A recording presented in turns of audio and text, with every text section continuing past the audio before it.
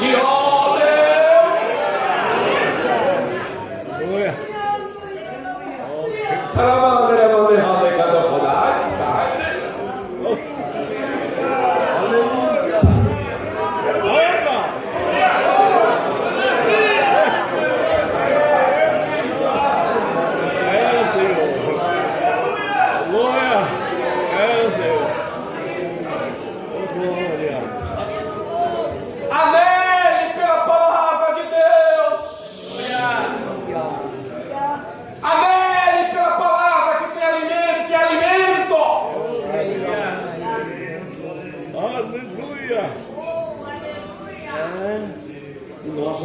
Precisamos alimentar o rebanho do Senhor.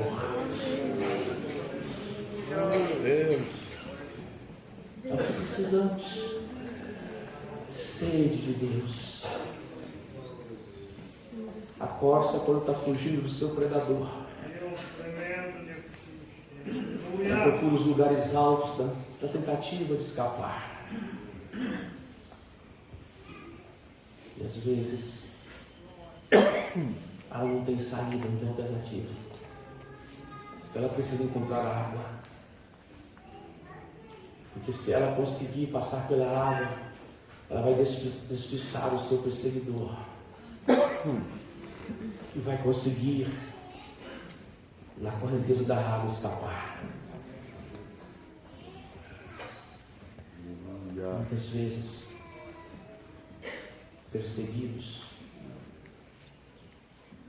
oprimidos, não há saída em nós, não há saída no homem. Num momento de tanta luta e aflição, você precisa de uma saída, de um refúgio. E esse refúgio está em Cristo Jesus, nosso Senhor. Não é à toa que o Salmo 46 fala que é um rio cujas correntes alegram a cidade de Deus. E esse rio emana do Senhor, da palavra de Deus. Aleluia. Mananciais de água viva saem da palavra, de cisternas boas, de cisternas cheias de contaminação. Mas é palavra pura, genuína, que eu preciso, que você precisa. Para que você possa caminhar mais um pouquinho e conseguir avançar. Quando está tão difícil a sua perseguição, sofrida, a luta, a dificuldade, e a sua alma gemendo pelo Deus da tua salvação. Aleluia. Quantos vêm para a igreja querendo ouvir uma palavra ao seu coração? Houve tantos entretenimentos. É venda de tantas coisas no culto. Às vezes 10, 15 minutos anunciando venda. Venda não sei o que da tia fulana, das tia cicrana, mais não sei o que, mais festival de sorvete, de pizza e de outras coisas mais. E a pessoa está ali, Senhor, fala comigo, quero tua palavra. Aleluia. Vai embora para casa chorando, gemendo, faminta de Jesus. E nós, obreiros, achamos que está tudo bem. Vai falando. Que a igreja está bonita, viçosa. E quando ele está morrendo de fome da palavra, a alma suspirando por Deus.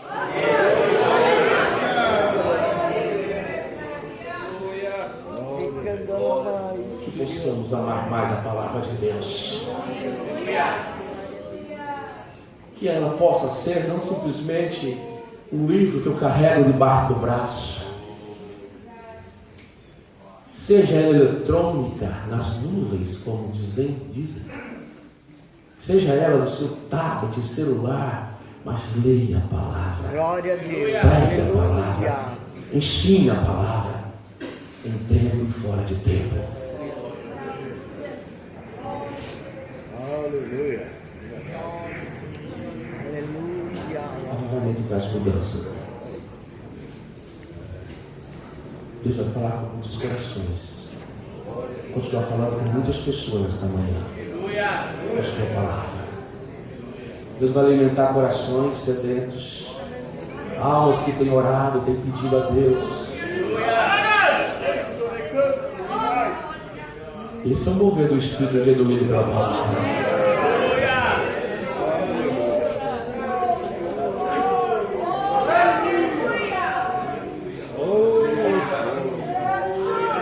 onde lágrimas rolam dos olhos,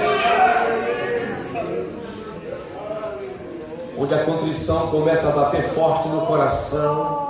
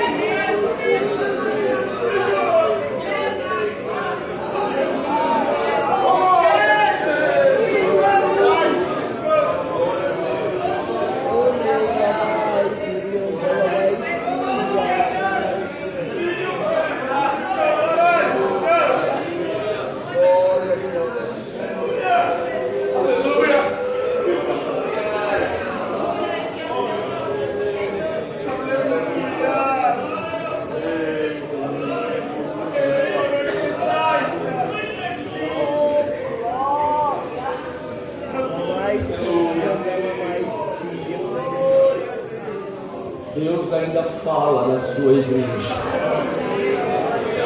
Quem tem ouvido, ouça o que o Espírito diz à igreja.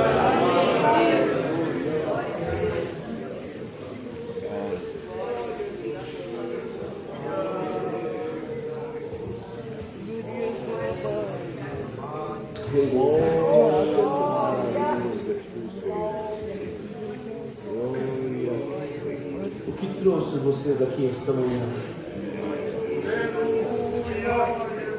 O que trouxe você aqui esta manhã? Não foi para ouvir um ilustre desconhecido de quem vocês nunca ouviram falar? O que trouxe vocês aqui esta manhã foi a vontade de ouvir Deus falar em vossos corações.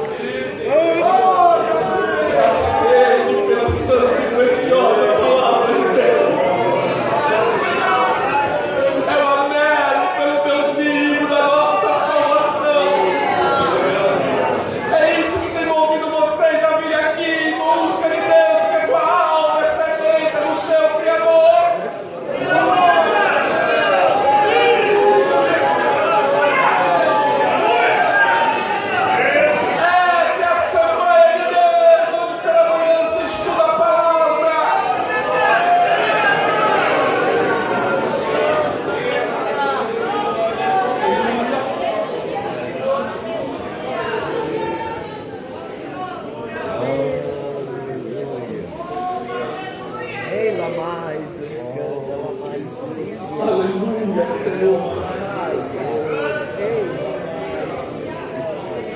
Deus vai quebrar a incredulidade de pessoas que já perderam a sensibilidade espiritual há muito tempo. É manhã de renovo. De renovo pela palavra. Oh, glória a Deus. Aleluia. Aleluia.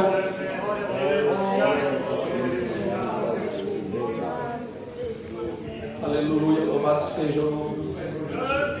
Oh, Senhor, obrigado. Avivamento da igreja primitiva. O que aconteceu na igreja primitiva? No Antigo Testamento poderíamos falar ainda do rei Josias, que deu início a um grande avivamento. Ezequias, grande servo de Deus, a qual Deus acrescentou 15 anos de vida. O interessante do rei Josias, menino, é que encontraram o livro da lei na casa do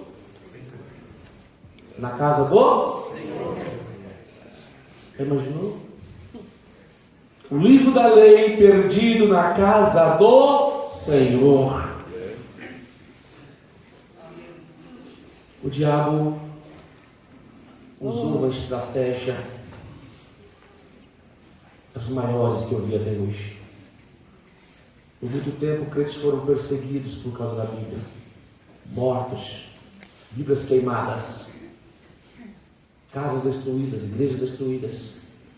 Mas nos países livres como o nosso, Estados Unidos e outros, ele conseguiu a proeza de deixar o livro à vista e a sua mensagem escondida da igreja. É o que tem acontecido em muitos púlpitos vazios. A Bíblia está ali fisicamente, mas não é ministrada, não é ensinada à igreja, não é aberta para explicar as verdades contidas nesse livro. E a igreja vai se perdendo nos seus modismos, se perdendo cada vez mais nas suas atrações, nas suas atividades, carecendo de ser revigorada pela palavra de Deus. Na igreja primitiva, o avivamento que houve lá, página 23, Atos dos Apóstolos registra os maiores avivamentos que aconteceram ali. Alinhados. Um grande avivamento. Começa quando? Atos 2, dia de Pentecoste. Com a descida do Espírito Santo de Deus. Quase 120 pessoas cheias do Espírito falam em línguas. E olha o milagre. E cada um das nações que estavam ali ouviram falar em sua própria língua das grandezas de Deus. Se era o Espírito Santo que estava traduzindo aos ouvidos das pessoas, ou se era cada um falando no idioma da pessoa que ali estava, não sei.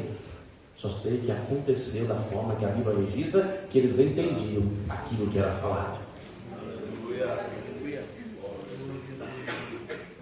O primeiro sermão pentecostal, por aqueles que muito falam que é analfabeto. Quem dera ser analfabeto como Pedro? Para começar, todo varão, todo menino, ele já aprendia a ler e a escrever desde a sua mais tenra idade. Desde os seus 4, 5 anos, ele frequentava o sistema educacional nas sinagogas. Pedro não era um doutor como foi Paulo. Pedro não tinha a formação que tinha o apóstolo Paulo, mas nunca foi analfabeto. Sabia ler, sabia escrever. E por viver numa região fronteiriça com várias outras nacionalidades, também aprendeu outros idiomas.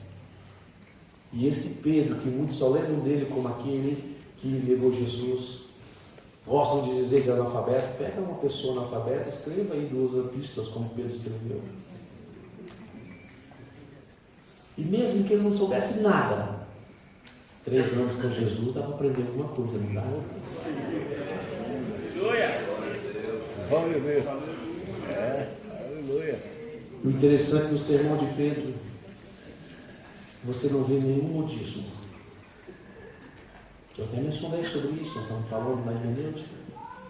O sermão de Pedro, você não vê ele inventando nada.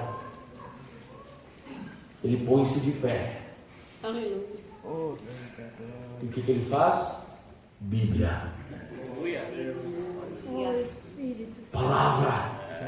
Isto é o que foi profetizado pelo profeta Joel, que nos últimos dias derramaria do meu Espírito sobre toda a carne. Vossos filhos profetizarão, vossos velhos terão sonhos. E a promessa é para vós e para tantos quanto o Senhor chamar. Essa promessa é para você. Essa promessa continua valendo nos dias de hoje. O batismo com o Espírito Santo é uma realidade. O batismo com o Espírito Santo não cessou nos dias apostólicos, como diz o sensacionista. O batismo com o Espírito Santo continua valendo nos dias de hoje. E ele tem dons para você. Dons para a edificação da igreja.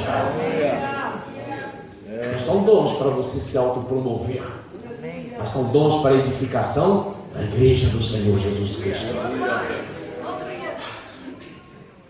Na multiforme graça de Deus, na multiforme maneira de Deus trabalhar, Ele tem para cada um de nós algo a ser feito em sua obra.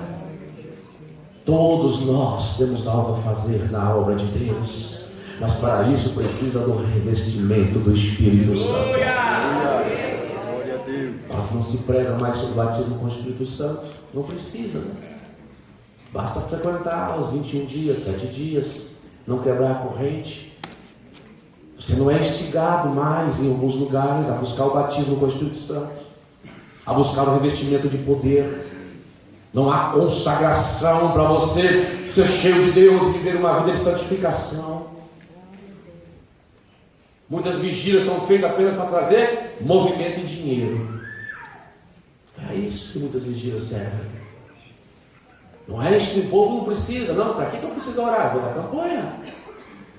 Por que eu preciso ter uma vida de jejum? Fazer jejum, fazer oração? Não precisa. Há igrejas que não promovem mais jejuns, não convoca mais para uma manhã de consagração. Precisamos revitalizar isso. Precisamos anelar por isso. Porque o batismo com o Espírito Santo é uma realidade para nossas igrejas hoje. Você pode receber o batismo com o Espírito Santo. Creia, busque, anele, deseje. Quem batiza é o Senhor Jesus, não sou eu. Quem batiza é o Senhor Jesus Cristo. Ele batiza quando e da forma que Ele quer. Mas eu preciso desejar. Eu preciso querer, mas como eu vou desejar se não me é ensinado sobre isso?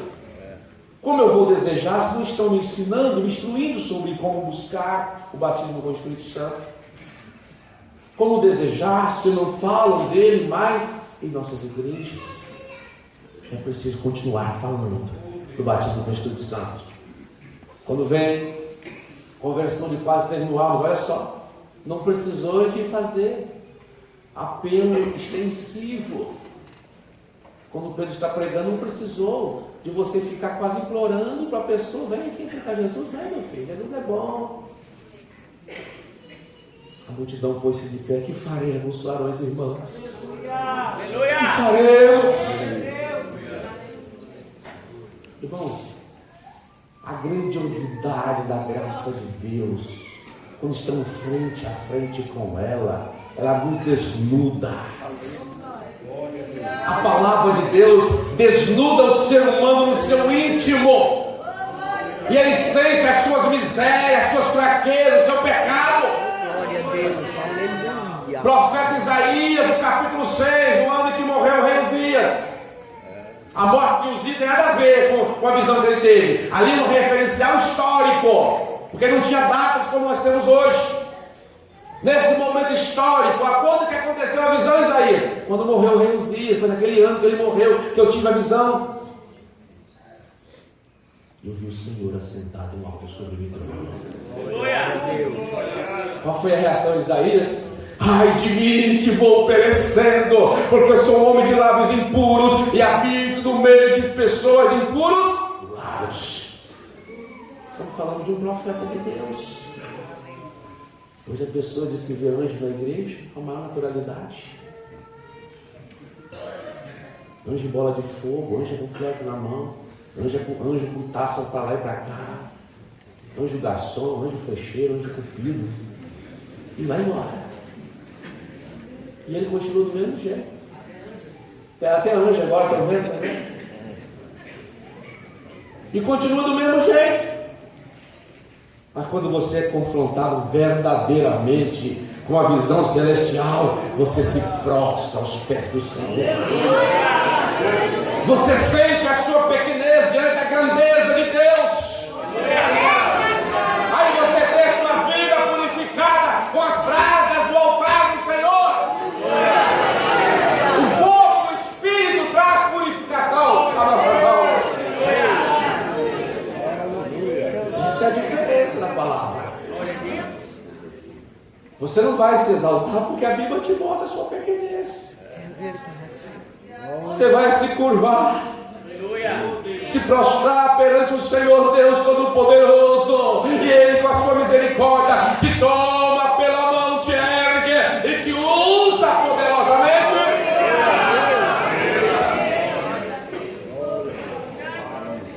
Oh Espírito Santo, aleluia. Mudança. salvação? Pela palavra. Pela palavra. Aleluia.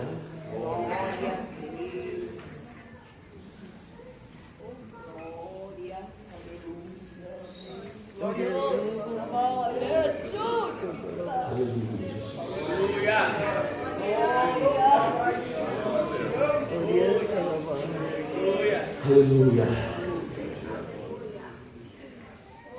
Alguns eventos aconteceram na igreja de Jerusalém depois disso. Depois dessa grande conversão. Está na sua apostila. Primeiro, ministério de Filipe em Samaria. Samaria que era odiada pelos judeus.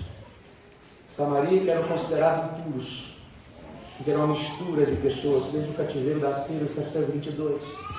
A capital Samaria, das tribos do norte, Israel, havia sido destruída. E as pessoas que ali ficaram misturaram com outros povos.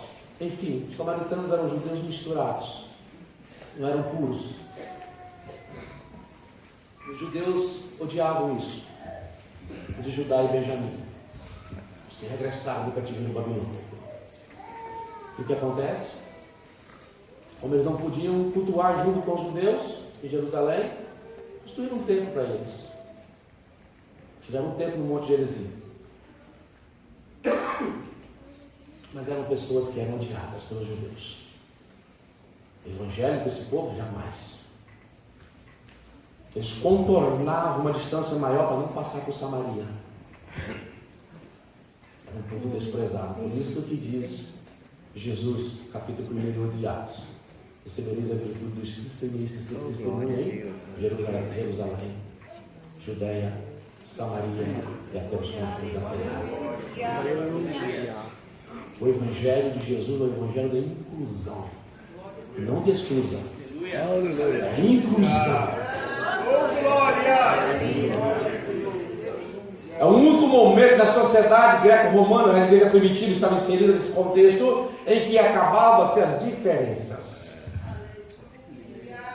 Glória a Deus. É onde o servo podia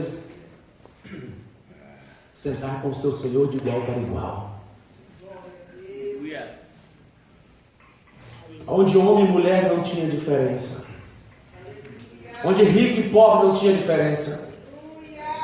Todos unidos pelo mesmo Evangelho, pelo vínculo do Espírito. E Filipe, um diácono escolhido pela igreja. A igreja sabe mais do que nós, tem mais sabedoria do que nós para escolher. Não é um grupo de meia dúzia de pessoas que separou o obreiro. A igreja escolheu os diáconos e apresentou segundo os critérios estabelecidos. Apresenta os diáconos. Sai Filipe, um diácono, torna-se um pregador, um grande evangelista da obra do Senhor. Depois que ele recebeu o Espírito Santo de Deus, depois que ele teve o pleno conhecimento da palavra, a igreja vai expandindo, vai crescendo, ensinada pelos apóstolos na palavra. Qual palavra? No Antigo Testamento, palavra de Deus. Jesus tem um registro, melhor dizendo, João tem um registro no capítulo 4 do seu Evangelho, do diálogo mais longo de Jesus com uma pessoa. E esse diálogo mais longo não é com gente importante da sociedade. Oh, glória a Deus. Aleluia. Aleluia. Oh, glória. Quantas vezes gostamos de conversar com pessoas ilustres? Gastamos tempo com a autopatente da sociedade, nós falamos com pessoas ilustres, pessoas bem vistas na sociedade. Então nos sentimos bem importantes perto deles, mas não temos tempo para conversar com o mendigo, não temos tempo para conversar com aquele que está à margem da sociedade, não temos tempo para conversar com o pobre necessitado. E Jesus tirou o maior diálogo para conversar com uma mulher de uma vida duvidosa. E Jesus conversa com aquela mulher. As pessoas só lembram dessa mulher Que era uma mulher que tinha 5 maridos, que tinha, era assim, né? 5. E o que tinha nasceu em Arão. Lembram disso? Coitado de um esposo se estiver conversando com uma mulher dessa. A esposa desse obreiro vai ficar uma jararaca. É aquela mulher não presta, tá de conversa com ela, viu? Fora da aparência do mal, isso até a Bíblia. É assim ou não é? Mas Jesus conversa com aquela mulher. Aquela mulher tinha uma preocupação no seu coração. Senhor, não é judeu. Judeu não comunica o samaritano. E ela entende que ele é o Messias. Aleluia. Oh, God.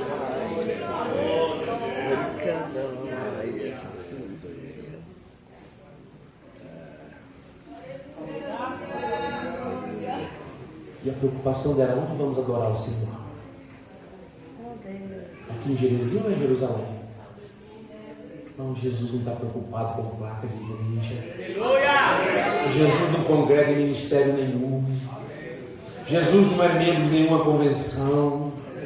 Jesus diz não é lá e nem cá. Os verdadeiros adoradores adorarão o seu Espírito em verdade. Onde estiver 2 ou 3 reunidos em meu nome, eu estou lá no meio deles. O Senhor Jesus está aqui nesta manhã por causa de você.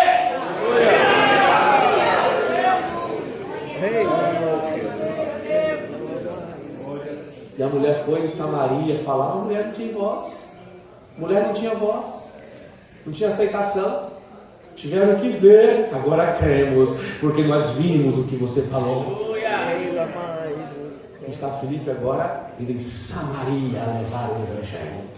Cheio do poder da direção do Espírito Santo. Vai para lá, capítulo 8. Começa a ler lá na sua Bíblia em casa. Leia.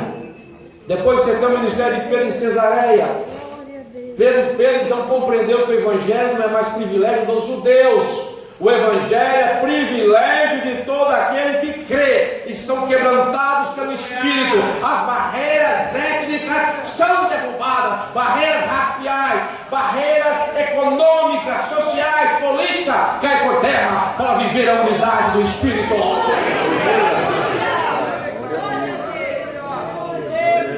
É por isso que muitos não entendem como que o Espírito Santo está lá em outro povo que não está em nosso meio. Estão servindo a Deus em espírito e verdade. O Senhor está presente lá. O Espírito Santo não é patrimônio de ninguém. O Espírito Santo não está preso a dogmas religiosos. Ele tem livre curso para agir e operar como Ele quer, porque Ele é Deus. Onipresente, onipotente, onisciente, que perscruta os nossos corações. Glória a Deus. Salmo 139 é bem claro: para onde eu fugirei tua face? Não tem como fugir da presença do Espírito Santo de Deus. O Espírito que te guia, o Espírito que te consola, o Espírito que te reveste, o Espírito que está presente na sua vida. Aquele momento, inclusive, onde você não tem força nem para orar, só sabe chorar e chorar. E Ele pega o seu gemido inexprimível e leva a presença do Todo-Poderoso, intercedendo por você.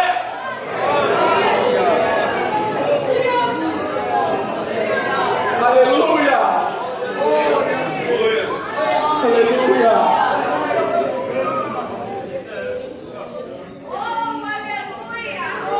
É assim que o Espírito Santo age. Quantas vezes você não tem forças para orar? Você não pode contar para ninguém. É tão pessoal, é tão íntimo. Ficar dentro do mar. Não pode confiar em ninguém. E você só tem uma coisa a fazer, pastor, é chorar. E você sabe fazer é chorar, chorar, chorar, gemer, gemer. Mas o Espírito Santo está com você naquele momento, aleluia. Isso é ser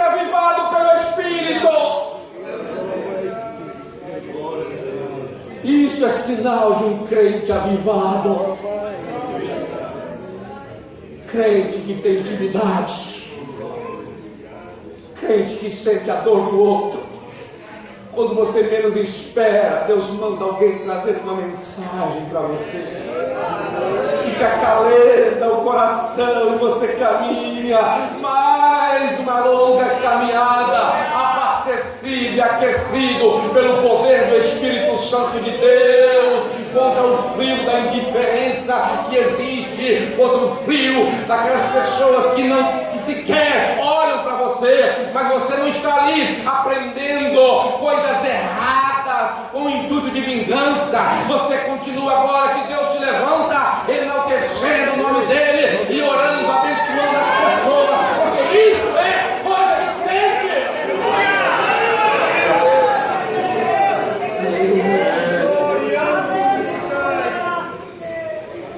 Louvado seja o nome do Senhor. O que mais acontece na igreja avivada de Jerusalém? Vamos lá. Algo mais acontece com a igreja avivada. O mover do Espírito Santo que impulsiona agora os gentios de Antioquia para Cristo.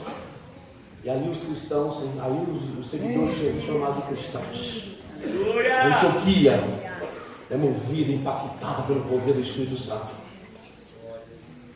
E é ali em Antioquia que o Espírito fala assim: olha, separa para mim Barnabé e Saulo para a obra que eu tenho chamado.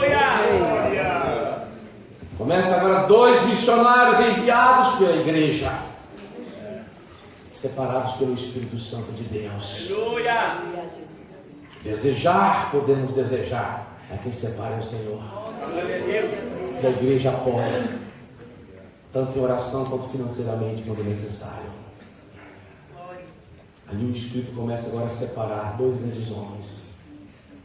E Saulo, você vai ver a história dele, como ele se converteu, e o grande apóstolo que ele se torna, o grande missionário do Senhor, movido e avivado pelo Espírito até o dia da sua morte.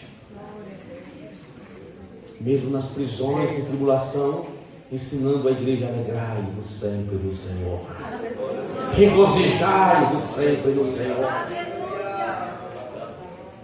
O crente não murmura, o crente alegra-se no Senhor,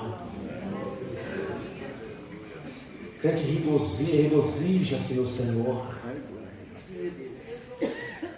E quando precisa, é nos pés de Cristo que Ele vai derramar suas lágrimas. Oh, Rei da glória, aleluia. Mas não ficam todos os cantos falando, murmurando de maneira nenhuma.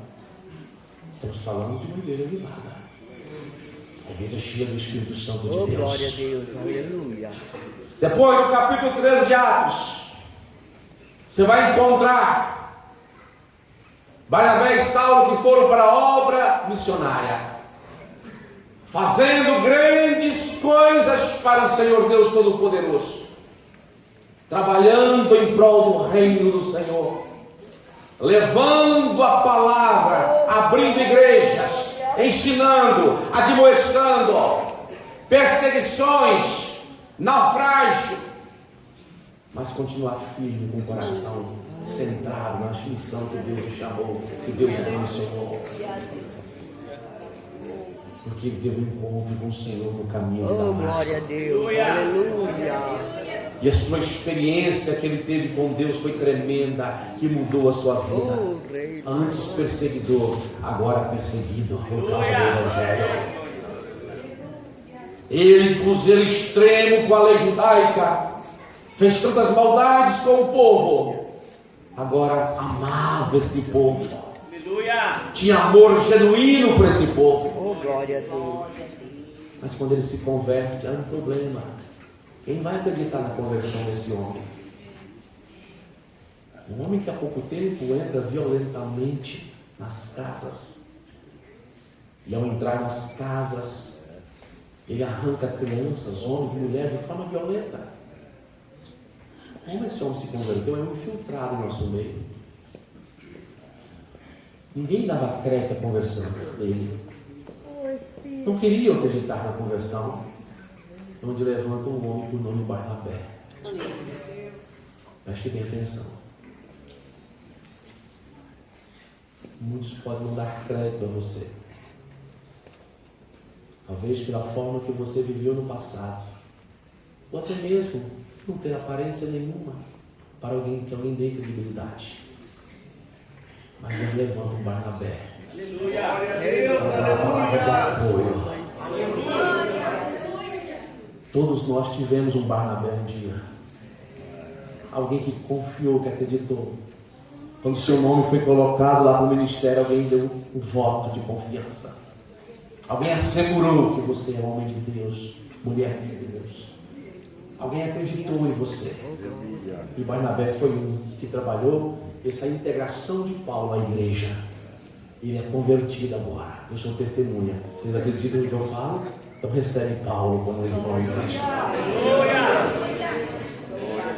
Mas nós não podemos esquecer dos Barnabés que nos ajudaram.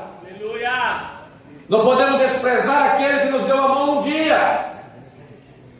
Talvez o Barnabé que te ajudou não vá tão longe quanto você irá. Mas lembre-se dele, que um dia ele te estendeu a mão. Não esqueça do companheiro que lhe deu a mão. E Paulo cresceu. E seu trabalho foi crescendo cada vez mais. Separaram cada um para um lado. E Paulo aparece em evidência, fazendo grandes obras para Deus. Mas alguém lá atrás um dia acreditou no seu trabalho, no seu ministério, na sua conversão. Há muitas pessoas que às vezes desiludidas já, pensando até em parar, porque parece que não dão valor ao que você faz. Parece que não está olhando o que você está fazendo. Mas pode ter certeza que no momento certo, na hora de Deus, vai levantar o Barnabé pelo Espírito Santo para dar o voto que você precisa. Continue fazendo o que Deus colocou no seu coração. Continue todos os dias fazendo aquilo que Deus colocou no seu coração. Deus está olhando e contemplando o seu trabalho, as suas obras. Faça por amor, e no momento certo a recompensa há de vir. Louvado seja o nome do Senhor. Saindo do livro de Atos, nós poderemos citar ainda muitos episódios em Atos, como o Espírito Santo era presente com eles. Havia curas, havia expulsão de demônios, o Espírito Santo presente, atuando na vida dos apóstolos, igreja avivada. Mas não pense, irmãos, que servir a Deus não tem dificuldades. Não pense que tudo é mar de rosa, sabor de mel, não é isso não. Nem sempre tem sabor de mel na vida aqui não. É difícil. Olha a vida dos apóstolos. Morreram pobres, sem nada. Não pregaram o evangelho triunfalista de maneira nenhuma. Pregaram a palavra e o conselho de Deus. Aleluia. Uma vez uma moça com espírito de adivinhação, cuidado com pseudo-revelações da igreja. Pode ter pessoas que estão imbuídas de um espírito de revelação, de adivinhação. Não é o Espírito de Deus. Para isso precisa de discernimento, dom de discernimento de espírito. Há um tempo atrás passou um pessoal, andou pelo estado do Mato Grosso, Rondônia, andou dos estados do Brasil. Pregaram uma pregação na minha igreja, eu era jovem.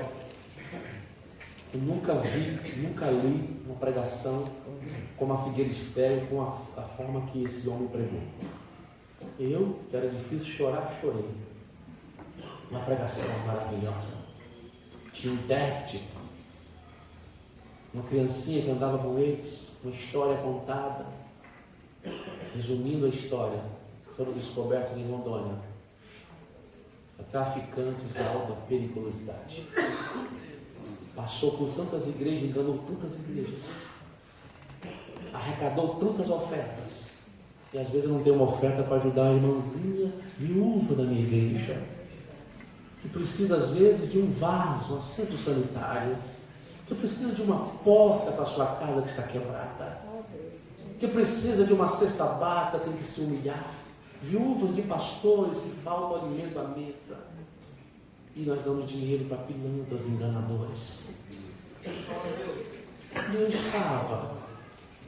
Onde estava o discernimento daquela igreja, das várias igrejas que até as pessoas passaram? Mas é porque olhamos muito a aparência. Bem vestidos, boa aparência. Alegamos serem príncipes de tribo africana. Estavam no Brasil fazendo arrecadação para levar dinheiro devido à escassez da região em que eles moravam. Mas não ajudamos o que está à nossa porta, do nosso lado, na nossa casa, do nosso próximo. Falamos que somos a igreja do amor, mas não amamos na prática. Não amamos da forma que devemos. Olhar para a necessidade dos santos, para aquilo que eles precisam, necessitam no nosso dia a dia. E às vezes jogamos dinheiro fora. E não nos arrependemos dos nossos erros. Continua sendo praticado cada vez mais. Paulo, uma mulher que profetizou para ele: eis aí o servo do Deus vivo. Ele passava e ela falava, querendo inflar-lhe o ego. O diabo falou a verdade, servo de Deus. Falou a verdade, para fins escusos. Até o momento que ele repreende aquele espírito imundo, expulso daquela moça, e a jovem nunca mais adivinhou. O que ele ganhou com isso? Prisão. Mas libertou uma vida da escravidão do Satanás. Libertou uma alma cativa do diabo. A igreja do Senhor é para trazer libertação. Aleluia. O Evangelho do Senhor traz libertação. Aleluia. Uma igreja avivada é uma igreja liberta. Aleluia. A igreja avivada é uma igreja que ajuda a libertar outros, porque vive a essência da palavra do Senhor. Aleluia. E como é que vão reconhecer que somos discípulos de Jesus? Porque curamos? Porque fazemos milagres? Porque profetizamos? Não, nada disso. A igreja de Corinto tinha tudo isso, já falei nesse encontro nosso aí, em outra ocasião. Tinha tudo, mas foi chamada de carnal. Por quê? Tinha dissensão, inveja, porfia, avareza. Presente. Estourava a igreja carnal, muito espiritual.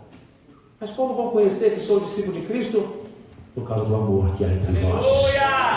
Se vós amardes uns aos outros, aí vão reconhecer. A essência da vida cristã é amor, é comunhão. Essa é a essência da vida cristã. Amar um ao outro, não em palavras, mas em atos, em atitudes. Sentir a necessidade do outro. Ter o prazer de contribuir para ajudar outrem. Isso é marca de uma igreja avivada. Saindo do livro de Atos, nós poderemos citar muitas coisas em Atos, mas vamos avançar um pouquinho. A Inglaterra do século XVIII, impactada pelo poder do Evangelho, pela pregação avivada de quem? John Wesley.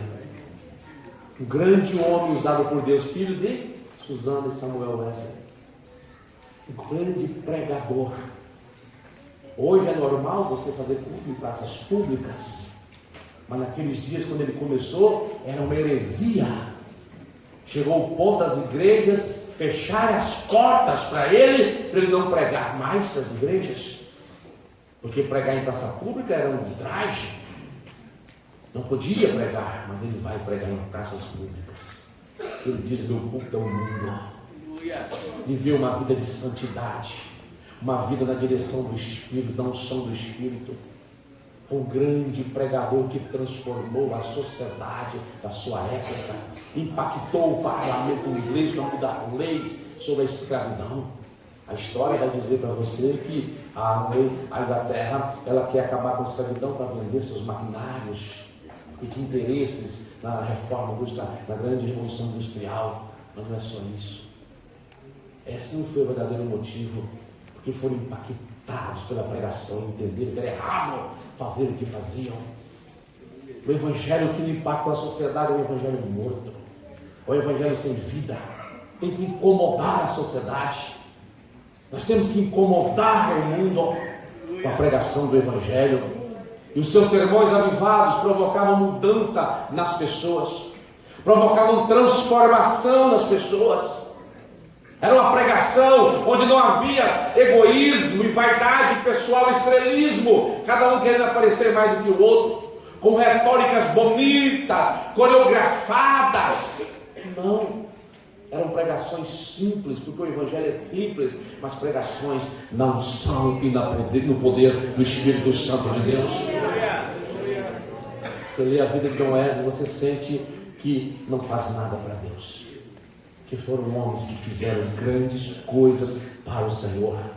Diz uma coisa ainda, o pastor Claudio de Andrade diz que o movimento reavivalista de Wesley foi tão grande que provocou mudanças nas igrejas livres da Inglaterra, presbiterianas, congregacionalistas, batista, a própria igreja anglicana, que era uma igreja oposta ao metodismo, foi impactada, sofreu influência, porque a vida inglesa, toda ela passou por uma transformação profunda.